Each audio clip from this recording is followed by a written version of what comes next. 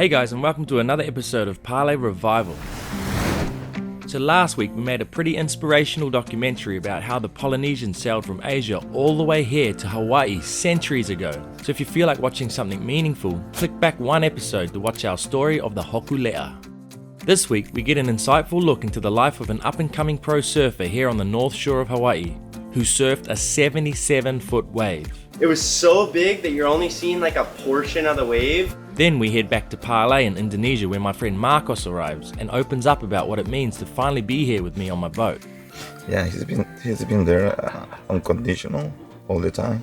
But anyway, let's meet Maddix, who grew up surfing with some of the biggest names on the planet.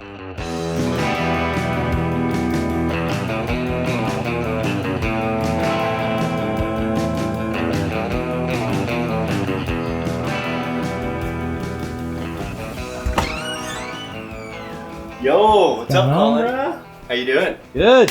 What are you up to? Oh, just checking out some clips from a session yesterday. I surfed with Jamie at this secret spot I never surfed before. Jamie O'Brien, Yeah, Jamie O'Brien. the king of vlogging. Yeah, just working on a new video here. Here's a clip of Jamie actually. Look at him right here, laid back master. Ah! This was... Jamie told me he'd kill me if I told him. Cut that. Yeah, so this is some footage that I'll be dropping on my YouTube channel in about a week that my buddy James over there filmed. Just started YouTube about a year ago. We're only at about 1,000 subscribers, so it'd mean a lot if you guys check it out. So what was it like growing up on the North Shore? So you hanging out with like Oh. Jamie O'Brien and John and all these...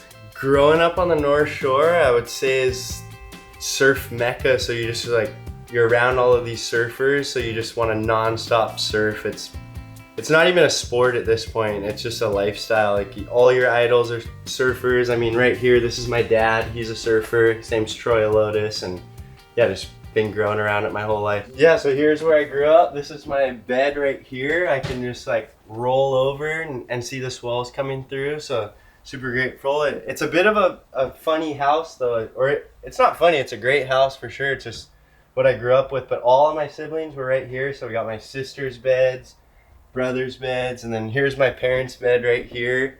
And then like there'll be like a little bed right here that my brother will sleep on. So there was 6 of you sleeping in this room. 7 of us sleeping in this room and a dog. So yeah, it's been a super tight household, but there was definitely times growing up where I'm like a little bit confused about it or a little frustrated when I got like all of my family in here. But then yeah, as of right now, like with life, it's like been the greatest thing ever, just having all these years super tight with my family. So Doesn't get much tighter than this. no, it's great though. Like there's no secrets growing up, and just your time is so short that you actually get to spend with your parents. So like I'm super grateful to have spent so much time with all of my siblings and mom and dad.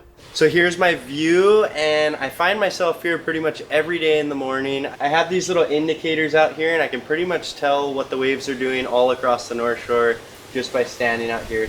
And how old are you now? I'm 19 years old. No way. And what's the biggest wave you've ever surfed? Ooh, it's kind of scary for me to throw numbers around just because like some of my uncles have kind of rousted me for saying any numbers, and it's kind of a vague thing. But this year during the Eddie Aikau, I actually surfed the biggest wave of my life, and super respectable guy on the North Shore, his name's Liam McNamara, was calling it 77 feet, which is pretty cool. That's definitely one of my greatest achievements. And as I'm dropping down the face of this thing, I didn't even really know how big it was. There was just like, it was so big that you're only seeing like a portion of the wave. So I cut like a little too deep almost, and then as I'm coming around the corner, I'm just looking straight up at this wave, and almost thought it was gonna crash down on me, but I got lucky. My board performed perfectly and squirted me around it. And then that session I got about 12 waves that were all probably like records for me, and it was definitely one of the most memorable days of surfing I've ever experienced. Do you think you have enough surfboards? I do have a lot of surfboards, but no, I have enough surfboards. I think. We got like twin fins, tow boards, fun boards, pipe boards, short boards. This is a pretty cool board. This is one of John's boards that was the best Christmas present of my life. So this is a board that I've been working on with Third Stone Designs and Matt Yerxa. It's this new tow board, and this is the board that I actually got the biggest wave of my life on at Jaws. This is a 510, and there's this really weird technology, and it's actually a squishy board. It's like a soft top to absorb chop. The craziest thing about it is it's very flexy. I don't know if you can see that, but that is way flexier than a normal surfboard. For that board, I put a lead weight on it that adds 5 pounds. The board's 11 bare, and then when you add that weight, it turns to 16 pounds. Because these chops you're going over like this big, if you don't have the weight, you're just gonna go da-da-da-da and then probably fly. And when you're going like, 40 miles an hour down these waves, and then there's 25 mile an hour offshores, you're going like 60 miles an hour. So if you don't have that weight, your board's probably just gonna catch air and just flip you all over the place. And is that not too small to be surfing down a 70-foot wave? So we're actually towing into these waves. We use a rope like this and you hold on, and then the driver whips you onto them, which is my dad, or this guy Daniel Goldberg, towed me into my waves at Jaws. But yeah, so we whip into them, and the reason you ride such a small board is if you were using something like this, these are my guns, and if you're on something like that when there's that much wind coming up the face, you're not going to be able to make these sections, because these are some of the biggest waves in the world, and just the wind speeds you won't be able to handle. So a small board's way more aerodynamic and hydrodynamic, so you can make it around these big sections. So this is my big wave gun. It is a 9.8. We will use a board like this to catch waves like this.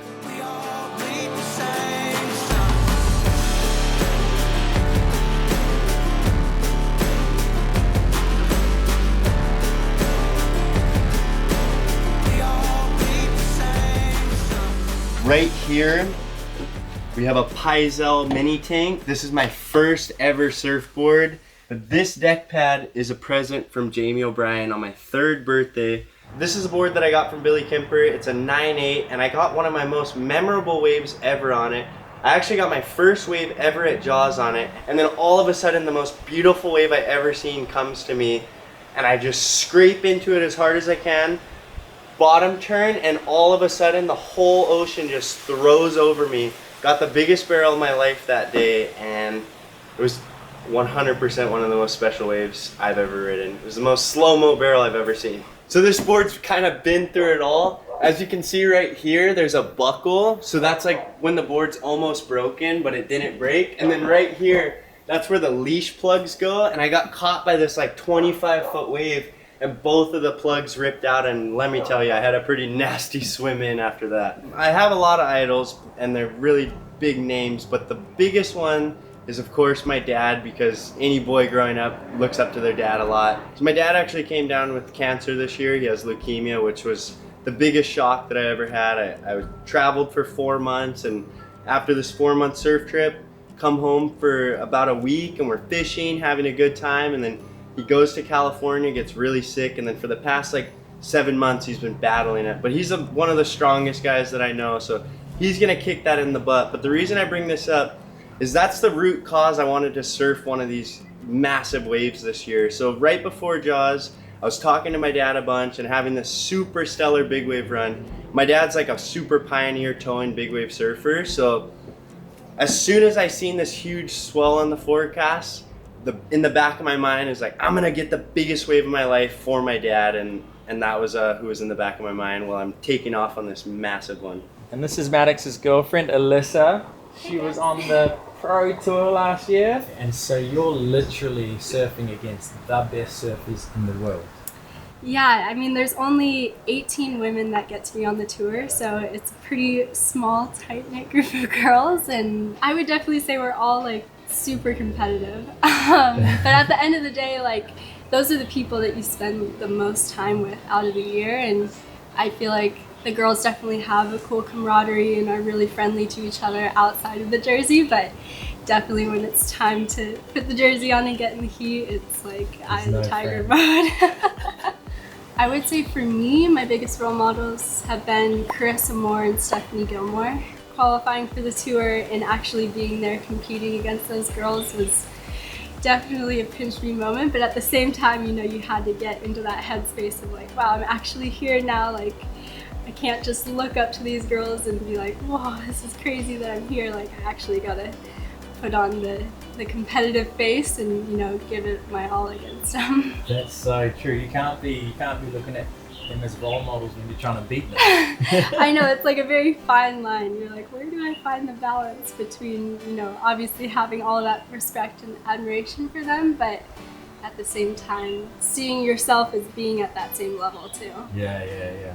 There you go, guys. Kind of a nice way to tie it all together, because Eddie Aikau unfortunately lost his life on the Hokulea, and his big wave competition is the one comp that Maddix wants to one day compete in, because it's just so prestigious. So give him a follow on YouTube. He's only 19 years old. He takes it so seriously. He's editing and filming. He's got a full-time filmer with him now.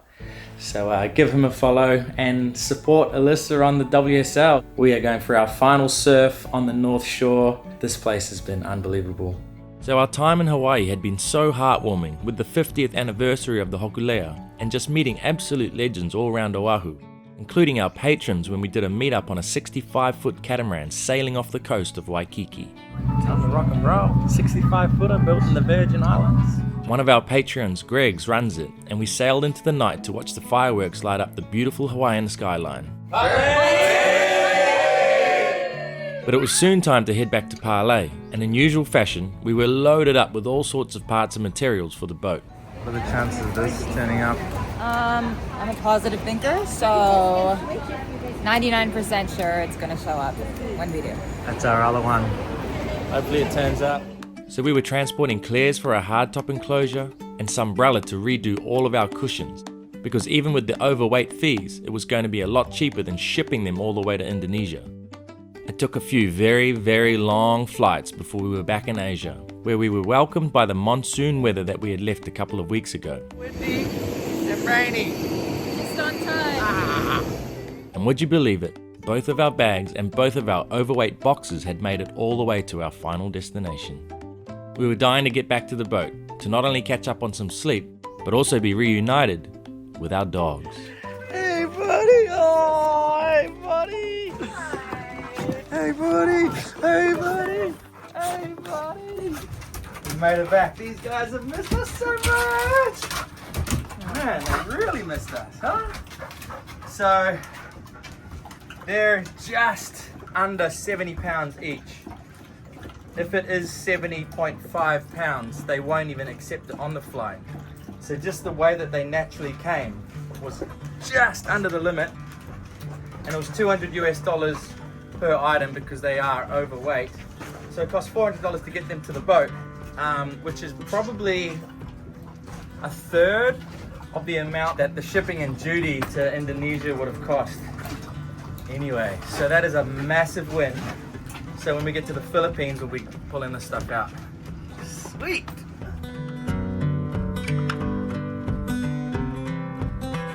I'm going to pick up Marcos and Ayana. Marcos has been talking about coming on the boat for about 3 years, but he's just been so busy with restaurants and life that it hasn't been possible, but now he's flown all the way to Indonesia to hang out for a while.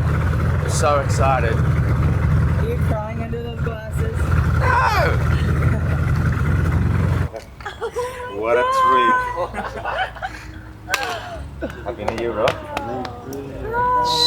The big dog's here. You guys gonna hate me. You brought a whole carry-on just for magic Oh yeah. cards? Oh yeah. No, I know. Oh my goodness. Finally here in Parlay. Well, my name is Marcos Spaziani. I was in Below Deck Season 3 sailing yacht with Colin. He's been inviting me for the last 3 years, but business, restaurants, compromises didn't let me be here. But now I'm here. Even Colin kind of give me that little push, you know, to live life and being less worry about chasing the money, you know, chasing the millions, chasing the, I don't know, prestige. I forgot how to live life, enjoy it, and be healthy. And what does it mean to you to get to do this with your brother, Colin?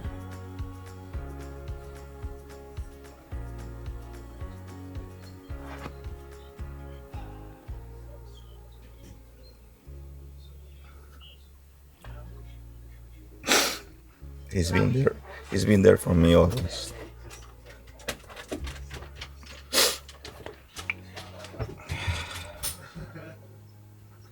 Yeah, he's been there unconditional all the time, and that's hard to see.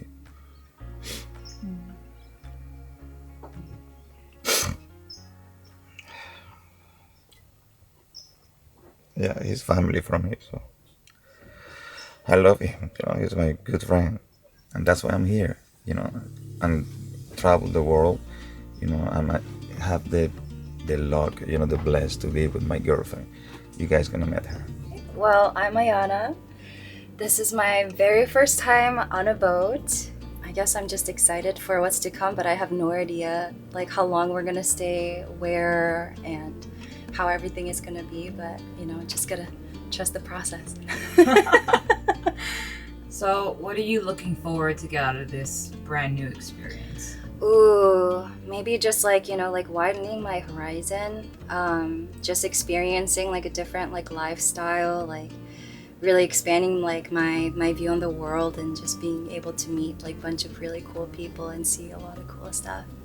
Do you think you're gonna get seasick? I have no idea.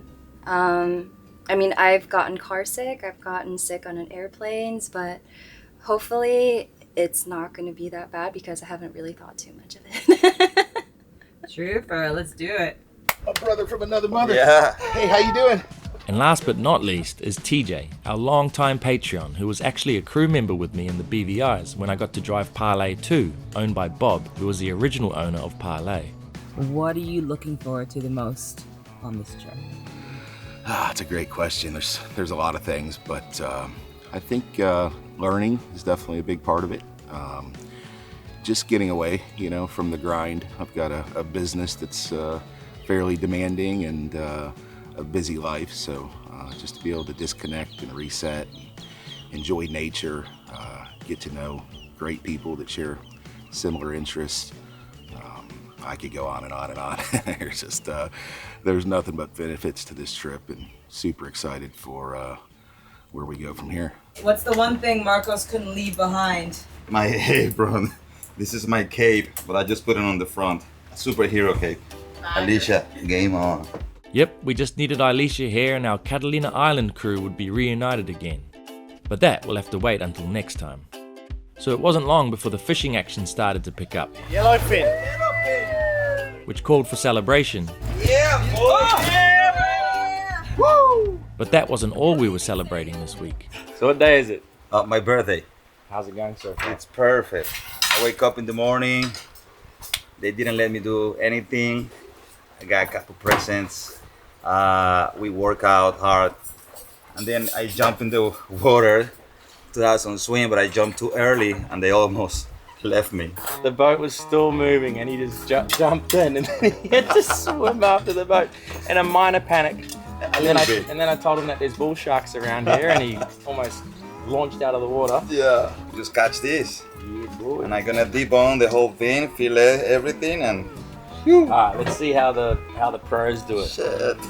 No pressure. Man, that's so fresh. Ooh, nice.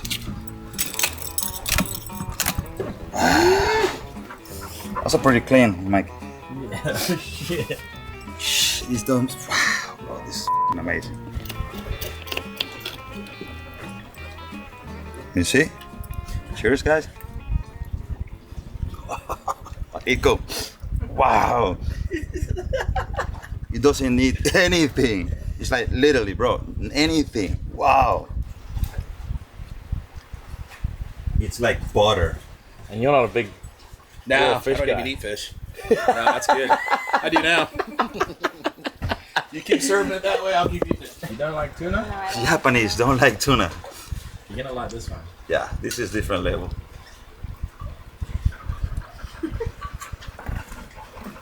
What do you think?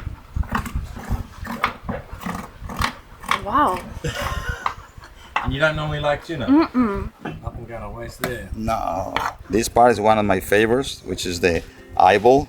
Oh, look at, oh, hey, what's up? Hey. So as you saw, it meant a lot for Marcos to be able to finally spend some time on Parlay, and the feeling was mutual. He had been working like crazy in LA, to the point where it was even taking a toll on his health. And when someone means a lot to you, sometimes you have to step in and help them see the light. He literally hadn't stopped smiling since he had arrived, and I knew this trip was going to be life-changing for him, as well as Ayana and TJ. There is something very special about living on a sailboat. It does something to the soul. It slows everything down and grounds you away from the normal hustle and bustle of city life. But it was Marcos' big day, so we treated him to a night in the marina resort, and for once he was on the receiving end of a beautiful birthday cake.